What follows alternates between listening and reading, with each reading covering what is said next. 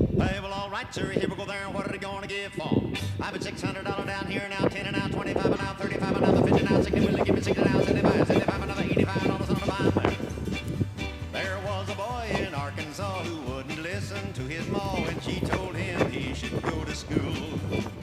He'd sneak away in the afternoon, take a little walk, then pretty soon you'd find him at the local auction barn.